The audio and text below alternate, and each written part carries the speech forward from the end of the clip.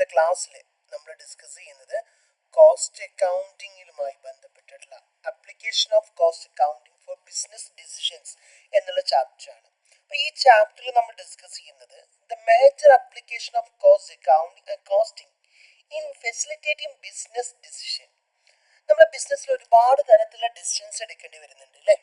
അപ്പോൾ അത്തരത്തിലുള്ള ഡിസിഷൻസിലൊക്കെ എങ്ങനെയാണ് കോസ്റ്റ് അക്കൗണ്ടിങ് യൂസ് ചെയ്യപ്പെടുന്നത്, അത് എങ്ങനെയാണ് അപ്ലൈ ചെയ്യപ്പെടുന്നത് എന്നുള്ളതാണ്. ഒന്നാമത്തെ യൂസ് ആയിട്ട് നമുക്ക് പറയാൻ പറ്റുക, അല്ലെങ്കിൽ ഒന്നാമത്തെ അപ്ലിക്കേഷൻ ആയിട്ട് പറയാൻ പറ്റുന്നത് classification and sub division of cost. Cost accounting ബിസിനസിന്റെ പലതരത്തിലുള്ള ഡിസിഷൻ മേക്കിങ്ങിന് അപ്ലൈ ചെയ്യുന്നത് ഒരു തരത്തിൽ എന്താണ്, കോസ്റ്റിനെ ക്ലാസിഫൈ ചെയ്യുന്നതിനെ ഹെൽപ്പ് ചെയ്യുന്നുണ്ട്. Cost classification and sub division of cost. ഇവിടെ പറയുന്നത് എന്താന്ന് വെച്ച് കഴിഞ്ഞാൽ, നമ്മുടെ കോസ്റ്റ് എന്നുള്ളത് ചെലവുകൾ അല്ലേ, ആ ചെലവ് കൺട്രോൾ ചെയ്യാൻ നമുക്കറിയാം. അതിന് ഏതൊരു ബിസിനസിന്റെയും ഇമ്പോർട്ടന്റ് ആയിട്ടുള്ള ഒരു ലക്ഷ്യമാണ് കോസ്റ്റ് കൺട്രോൾ അല്ലെങ്കിൽ കോസ്റ്റ് റിഡക്ഷൻ എന്ന് പറയുന്നത്. അപ്പൊ ഏത് കോസ്റ്റിനെയാണ് കൺട്രോൾ ചെയ്യേണ്ടത്, എങ്ങനെയാണ് അതിൽ കൺട്രോൾ ചെയ്യപ്പെടേണ്ടത്, അപ്പൊ ഈ കാര്യങ്ങളൊക്കെ അറിയണമെങ്കിൽ കോസ്റ്റ് അഗ്രിഗേറ്റ് ആയിട്ട് ഒരു എമൗണ്ട് അറിഞ്ഞാൽ പോരാ, അതിന് ക്ലാസിഫൈ ചെയ്ത് പലതരത്തിലുള്ള കോസ്റ്റുകളായിട്ട് നമുക്ക് മാനേജിങ് പർപ്പസിന് യൂസ് ചെയ്യേണ്ടി വരുന്നുണ്ട്. അപ്പൊ അത്തരത്തിലുള്ള ക്ലാസിഫിക്കേഷൻ കോസ്റ്റ് അക്കൗണ്ടിങ്ങിലൂടെയാണ് സാധ്യമാവുന്നത്. അപ്പൊ അവിടെ നമുക്ക് ഒന്നാമത്തെ ആപ്ലിക്കേഷൻ ആയിട്ട് പറയാം, ഇതാണ് classification and sub division of cost. ഇത് മാനേജ്മെന്റിന് ഒരുപാട് തരത്തിലുള്ള ഇൻഫർമേഷൻസ് ഈ ക്ലാസിഫിക്കേഷനിലൂടെ പ്രൊവൈഡ് ചെയ്യാൻ പറ്റുന്നുണ്ട് നമുക്ക്. രണ്ടാമത്തെ ആപ്ലിക്കേഷൻ ആയിട്ട് നമുക്ക് പറയാൻ പറ്റുന്നത് control of material, labour and overhead cost. ബിസിനസിന്റെ കോസ്റ്റുകൾ നോക്കുകയാണെന്നുണ്ടെങ്കിൽ പലതരത്തിലുള്ള കോസ്റ്റ് റിലേറ്റഡ് ആയിരിക്കും. മെറ്റീരിയൽ ആയിട്ടുള്ള കോസ്റ്റുകൾ ഉണ്ടാവും, മെറ്റീരിയൽ സാധനങ്ങളൊക്കെ വരുന്നതിന്, ലേബേഴ്സ് എംപ്ലോയീസുമായി ബന്ധപ്പെട്ടുള്ള ഓവർഹെഡ്സ് മറ്റുള്ള ഇൻഡയറക്റ്റ് എക്സ്പെൻസുകളൊക്കെ ഉണ്ടാവാം. അപ്പൊ ഈ കാര്യങ്ങളെയൊക്കെ നമുക്ക് കൺട്രോൾ ചെയ്യണമെന്നുണ്ടെങ്കിൽ ഇത് മൊത്തത്തിൽ എത്ര വന്നു എന്ന് മാത്രം അറിഞ്ഞാൽ പോരാ അല്ലെ. അപ്പൊ അതിനുള്ള പല ടൂൾസും നമ്മൾ കോസ്റ്റ് അക്കൗണ്ടിങ് പ്രൊവൈഡ് ചെയ്യുന്നുണ്ട്. For example stock level, maximum stock level, minimum stock level, optimal level, that means economic order quantity, അത് ഓർഡർ ചെയ്യുന്ന സമയത്ത്. അപ്പൊ ഇങ്ങനെയുള്ള ഒരുപാട് ടൂൾസ് ഇത്തരത്തിലുള്ള കോസ്റ്റുകൾ കൺട്രോൾ ചെയ്യുന്നതിന്റെ ഭാഗമായിട്ട് കോസ്റ്റ് അക്കൗണ്ടിങ്ങിലുണ്ട്. അപ്പൊ ഇതെല്ലാം ബിസിനസിന്റെ ഡിസിഷൻ മേക്കിങ്ങിൽ നമുക്ക് അപ്ലൈ ചെയ്യാവുന്നതാണ്. അടുത്ത ആപ്ലിക്കേഷൻ പറയുന്നത് ബിസിനസ് പോളിസി. പലതരത്തിലുള്ള പോളിസി മേക്കിങ്ങിലൂടെയാണ് ബിസിനസ് മുന്നോട്ട് പോകുന്നത്. ബിസിനസ് എപ്പോഴും പലതരത്തിലുള്ള പോളിസി മേക്കിങ്ങിലേക്ക് പോകേണ്ടി വരാറുണ്ട്. ഫോർ എക്സാമ്പിൾ, ഇപ്പൊ നമ്മളൊരു ആസറ്റ്, ഒരു മെഷീനറി ഉപയോഗിക്കുന്നുണ്ട്. ആ മെഷീനറി മാറ്റി പുതിയൊരു മെഷീനറി ആക്കണമെങ്കിൽ അതിന് ഏത് വെറൈറ്റി ചൂസ് ചെയ്യാം, ഏത് ഓപ്ഷൻ ചൂസ് ചെയ്യാം, പലതരത്തിലുള്ള ആൾട്ടർനേറ്റീവ്സ് ഉണ്ടാവും. അതിൽ ഏതാണ് ബെസ്റ്റ്, ഇങ്ങനെയുള്ള കാര്യങ്ങളാവാം. അതിൽ നമ്മൾ പുതിയൊരു മാർക്കറ്റിലേക്ക് പ്രൊഡക്റ്റ് പുതുതായിട്ട് ഇൻട്രൊഡ്യൂസ് ചെയ്യണോ, അല്ലെങ്കിൽ പുതിയൊരു മാർക്കറ്റിലേക്ക് നമ്മൾ പ്രൊഡക്റ്റുമായിട്ട് മുന്നോട്ട് പോകണോ, അല്ലെങ്കിൽ നമ്മൾ പല പ്രൊഡക്റ്റുകൾ ഉണ്ടാക്കണമെങ്കിൽ ഓരോന്നും എത്ര ക്വാണ്ടിറ്റി വീതം ഉണ്ടാക്കണം, അതിന് ഒപ്റ്റിമം മിക്സ് ഏതായിരിക്കും, അങ്ങനെ പലതരത്തിലുള്ള ചോദ്യങ്ങളുടെ ഉത്തരമായിരിക്കും ബിസിനസ് പോളിസി മേക്കിംഗ് എന്ന് പറയുന്നത്. അപ്പൊ അത്തരത്തിലുള്ള ബിസിനസ് പോളിസി മേക്കിങ്ങിന് ആവശ്യമായിട്ടുള്ള ഒരുപാട് ഇൻഫർമേഷൻസ് നമ്മൾ കോസ്റ്റ് അക്കൗണ്ടിങ്ങിന് നമുക്ക് പ്രൊവൈഡ് ചെയ്യാൻ പറ്റുന്നുണ്ട്. അവിടെ ഈ നമുക്ക് കോസ്റ്റ് അക്കൗണ്ടിങ്ങിന്റെ ആപ്ലിക്കേഷൻ ഉണ്ടെന്ന് പറയാൻ പറ്റും. അടുത്തതായിട്ട് പറയുന്നത് ബഡ്ജറ്റിംഗ് ആണ്. ഡിസിഷൻ മേക്കിങ്ങിൽ കോസ്റ്റിംഗ് അല്ലെങ്കിൽ കോസ്റ്റ് അക്കൗണ്ടിങ് ഇടപെടുന്ന ഒരു ഏരിയ. ബഡ്ജറ്റ് നമുക്കറിയാം അല്ലെ. ബഡ്ജറ്റിൽ പ്രിപ്പയർ ചെയ്യുന്നതിനാണ് നമുക്ക് അഡ്വാൻസ് ആയിട്ട് അടുത്ത വർഷത്തേക്ക് അല്ലെങ്കിൽ അടുത്ത പീരീഡിലേക്ക് വരുന്ന കാര്യങ്ങൾ മുൻകൂട്ടി തീരുമാനിച്ചു വെക്കുന്നതാണ്. അപ്പൊ ഇങ്ങനെ നമ്മൾ ഈ ഇത്തരത്തിലുള്ള ഓരോ ടൈമിലും ഓരോ ബഡ്ജറ്റ് നമ്മുടെ പോളിസികളെ ബേസ് ചെയ്തുകൊണ്ട് പ്രിപ്പയർ ചെയ്യുന്ന സമയത്ത് അവിടെ നമുക്ക് കോസ്റ്റ് അക്കൗണ്ടിങ്ങിന്റെ ഒരുപാട് തരത്തിലുള്ള ആപ്ലിക്കേഷൻസ് കാണാൻ പറ്റും. അവർക്ക് ഓരോ പ്രൊഡക്ഷൻ, ഫോർ എക്സാമ്പിൾ പ്രൊഡക്ഷന്റെ ബഡ്ജറ്റ് ആണെങ്കിൽ എത്ര ക്വാണ്ടിറ്റിയാണ് അടുത്ത ഒരു ടേമിലേക്ക് വേണ്ടത്, അതിന് കോസ്റ്റ് എത്രയായിരിക്കും ഓരോന്നിന്റെയും. അപ്പൊ അങ്ങനെയുള്ള പല പ്ലാനുകൾ നമ്മുടെ മുന്നിൽ ഉണ്ടാവും അല്ലെ.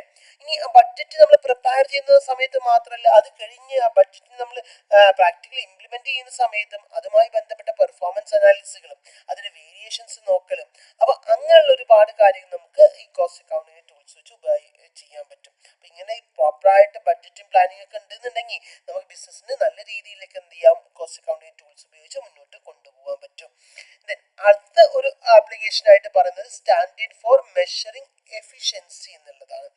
നമ്മൾ എഫിഷ്യൻസി മെഷർ ചെയ്യുന്നതിന് വേണ്ടിയിട്ട്, എന്താ എഫിഷ്യൻസി മെഷർ ചെയ്യുക എന്ന് പറഞ്ഞു കഴിഞ്ഞാൽ, ഫോർ എക്സാമ്പിൾ എൻ്റെ എംപ്ലോയീസ് വർക്ക് ചെയ്യുന്നുണ്ട് ബിസിനസ്സിൽ. അവരെ എഫിഷ്യന്റ് ആണോ എന്നുള്ളത് ഞാൻ വെറുതെ എന്റെ ഇഷ്ടമുള്ളവരെ എഫിഷ്യന്റ് ആണ് അല്ലാത്ത ഇൻഎഫിഷ്യന്റ് ആണെന്ന് പറഞ്ഞിട്ട് കാര്യമുണ്ടോ? ഇല്ല. ആ എഫിഷ്യൻസി നമുക്ക് മെഷർ ചെയ്യാൻ പറ്റണം അല്ലേ? കോസ്റ്റ് അക്കൗണ്ടിങ്ങിൽ പല ടൂളുകളുണ്ട്. ഫോർ എക്സാമ്പിൾ അവിടെ സ്റ്റാൻഡേർഡ് കോസ്റ്റിംഗ് നമ്മൾ ഉപയോഗിക്കാറുണ്ട്. സ്റ്റാൻഡേർഡ് കോസ്റ്റിംഗ് എന്ന് പറയാ ലേബർ കോസ്റ്റ്, ലേബറിനെ പറ്റിയിട്ട് പറയുകയാണ്. ഒരു പ്രൊഡക്റ്റ് ഉണ്ടാക്കുന്ന സമയത്ത് അതിന്റെ സ്റ്റാൻഡേർഡ് എന്നുള്ളത് 5 റുപ്പീസ് ആണ്. സ്റ്റാൻഡേർഡ് ഒരു പ്രൊഡക്റ്റ് ഉണ്ടാക്കാനുള്ള ലേബർ കോസ്റ്റ് വരുന്നത് 5 റുപ്പീസ് ആണ്. എന്നാൽ ഞാൻ ആക്ച്വൽ മെഷർ ചെയ്യുന്ന സമയത്ത് അവിടെ ആക്ച്വൽ വന്നിട്ടുള്ളത് ആക്ച്വൽ 3 റുപ്പീസാ വന്നിട്ടുള്ളതെന്ന് വിചാരിക്കാം. ഞാൻ പറയാം 5 രൂപയുടെ ഭാഗത്ത് 3 രൂപ മാത്രം ചെലവാക്കിക്കൊണ്ട് എന്റെ എംപ്ലോയീസ് എന്ത് ചെയ്യുന്നുണ്ട്, പ്രൊഡക്റ്റ് ഉണ്ടാക്കുന്നുണ്ട്. അപ്പൊ അവിടെ എന്ത് ചെയ്യുന്നു, നമുക്ക് ആ എംപ്ലോയീസിന്റെ എഫിഷ്യൻസി മനസ്സിലാവുന്നില്ലേ? അവിടെ ഹൈലി എഫിഷ്യന്റ് ആണ്, അതുകൊണ്ടാണ് ആ കോസ്റ്റ് അവിടെ സേവ് ചെയ്യാൻ പറ്റുന്നത്. ഇത്തരത്തിലൊക്കെ നമുക്ക് അവരോട് പറയാൻ പറ്റണമെന്നുണ്ടെങ്കിൽ അല്ലെങ്കിൽ മെഷർ ചെയ്യാൻ പറ്റണമെങ്കിൽ അവിടെ കോസ്റ്റ് അക്കൗണ്ടിങ്ങിന്റെ ടൂൾസ് നമുക്ക് ഉപയോഗിക്കാൻ വരുന്നുണ്ട്. ദെൻ അടുത്ത ഒരു ആപ്ലിക്കേഷൻ ആയിട്ട് പറയുന്നത് best use of limited resources. നമുക്കറിയാം നമ്മുടെ ബിസിനസ്സിൽ ഒരുപാട് റിസോഴ്സുകൾ ഉപയോഗിക്കുന്നുണ്ടാവും അല്ലേ? അപ്പൊ ഇങ്ങനെയുള്ള റിസോഴ്സുകളെല്ലാം നമുക്കറിയാം പലതും എന്തായിരിക്കും, അത് സ്കേഴ്സ് റിസോഴ്സ് ആയിരിക്കും. ദാറ്റ് മീൻസ് അതൊക്കെ നമുക്ക് പ്ലെന്റി അവൈലബിൾ ഒന്നും ആവില്ല. അപ്പൊ അതിനൊക്കെ നമ്മൾ മാക്സിമം നല്ല രീതിയിൽ എന്ത് ചെയ്യണം, യൂസ് ചെയ്യണം. അതായത് ഒപ്റ്റിമൽ ലെവലിൽ യൂസ് ചെയ്യണം. നമുക്ക് മാക്സിമം ഔട്ട്പുട്ട് കിട്ടണം, മിനിമം കോസ്റ്റ് ആയിരിക്കണം. അതാണ് ഒപ്റ്റിമൽ ലെവലിൽ നമുക്ക് ഏറ്റവും നല്ല റിസൾട്ട് പ്രൊവൈഡ് ചെയ്യുന്ന ഒരു ലെവൽ. അപ്പൊ അങ്ങനെയുള്ള ഓരോ റിസോഴ്സിനെ യൂസ് ചെയ്യാനുള്ള ഒരുപാട് ഇൻഫർമേഷൻസ് എവിടെ നിന്ന് കിട്ടുന്നുണ്ട്, നമ്മുടെ കോസ്റ്റ് അക്കൗണ്ടിൽ നിന്ന് കിട്ടുന്നുണ്ട് കേട്ടോ. അടുത്തതാണ് പ്രൈസ് ഡിറ്റർമിനേഷൻ എന്ന് പറയുന്നത്. പ്രൈസ് ഡിറ്റർമിനേഷൻ എന്താ? പ്രൈസ് എന്ന് പറഞ്ഞ പ്രൊഡക്റ്റിന്റെ ഒരു പ്രൊഡക്റ്റ് നമ്മൾ പ്രൈസ്, നിങ്ങൾ ഒരു പ്രൊഡക്റ്റ് ഉണ്ടാക്കുക എന്ന് വിചാരിക്കുക. അതിന് പ്രൈസ് എന്തായിരിക്കും? നിങ്ങൾക്ക് വേണ്ടി വന്ന കോസ്റ്റ് ഇല്ലേ, നിങ്ങൾക്ക് വന്ന കോസ്റ്റ് പ്ലസ് അതിനോട് നിങ്ങൾക്ക് എന്ത് ചെയ്യണം, പ്രോഫിറ്റ് ആഡ് ചെയ്യണം. അപ്പോഴല്ലേ അതിന്റെ പ്രൈസ് നിങ്ങൾ ഫിക്സ് ചെയ്യാം അല്ലെ? എനിക്ക് 8 രൂപ കോസ്റ്റ് വന്നു ഒരു പ്രൊഡക്റ്റിന്, എനിക്ക് 2 രൂപ പ്രോഫിറ്റ് വേണമെങ്കിൽ 8 കൂടെ 2 കൂടെ കൂട്ടും അല്ലേ? അപ്പൊ നമുക്ക് 10 രൂപക്കാണ് ഇത് വിൽക്കുക എന്ന് പറയാൻ പറ്റും. അപ്പൊ ഇവിടെ കോസ്റ്റ് അറിഞ്ഞില്ല എന്ന് വിചാരിക്കുക, ആ കോസ്റ്റ് അറിഞ്ഞില്ല, അങ്ങനെയാണെന്നുണ്ടെങ്കിൽ നമുക്ക് ആ പ്രൈസ് ഫിക്സ് ചെയ്യാൻ പറ്റുമോ? ഇല്ല, പ്രൈസ് ഫിക്സ് ചെയ്യാൻ പറ്റില്ല അല്ലെ? ഇനി അത് മാത്രമല്ലടാ, മറ്റൊരു കാര്യം എന്താന്ന് വെച്ച് കഴിഞ്ഞാൽ ഈ കോസ്റ്റ് എപ്പോഴും നമുക്ക് കവർ ചെയ്യാൻ പറ്റണമെന്നല്ലോ. കോസ്റ്റിനെയും പലതരത്തിലുള്ള ഫിക്സഡ് കോസ്റ്റ്, വേരിയബിൾ കോസ്റ്റ്, അങ്ങനെ പലതരത്തിലുള്ള കോസ്റ്റ് ഉണ്ടാവും. അപ്പോൾ എല്ലാ സീസണിലും നമുക്ക് ഫുള്ള് നമുക്ക് പ്രോഫിറ്റ് ഒക്കെ ആഡ് ചെയ്തുകൊണ്ട് വിൽക്കാൻ പറ്റുന്നില്ല. ചിലപ്പോൾ നമ്മുടെ മുന്നിലുള്ള ക്രൈസിസ് സിറ്റുവേഷൻസ് ഒക്കെ ഉണ്ടാവാം, റിസഷൻസ്, മിഷൻസ്, അങ്ങനെ പലതരത്തിലുള്ള എക്കണോമിക് കണ്ടീഷൻസ് ഒക്കെ ഉണ്ടാവാം. അപ്പൊ നമുക്ക് പഴയ പോലെ അതേ പ്രൈസിന് വിൽക്കാൻ പറ്റില്ല, പ്രൊഡക്റ്റുകളുടെ വിലയൊക്കെ കുറയ്ക്കേണ്ടി വരും. അങ്ങനെ വില കുറയ്ക്കേണ്ടി വരികയാണെങ്കിൽ മിനിമം എത്ര വില കുറക്കാം, അല്ലെങ്കിൽ എത്രയെങ്കിലും നമുക്ക് മിനിമം കോസ്റ്റ് കവർ ചെയ്യണം.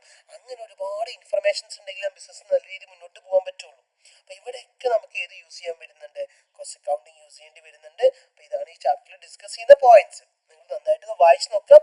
ഏതെങ്കിലും പോയിന്റ് കൂടുതൽ ഡൗട്ടുകൾ ഉണ്ടെങ്കിൽ കമന്റ് ചെയ്യുക, നമുക്ക് ഡിസ്കസ് ചെയ്യാം.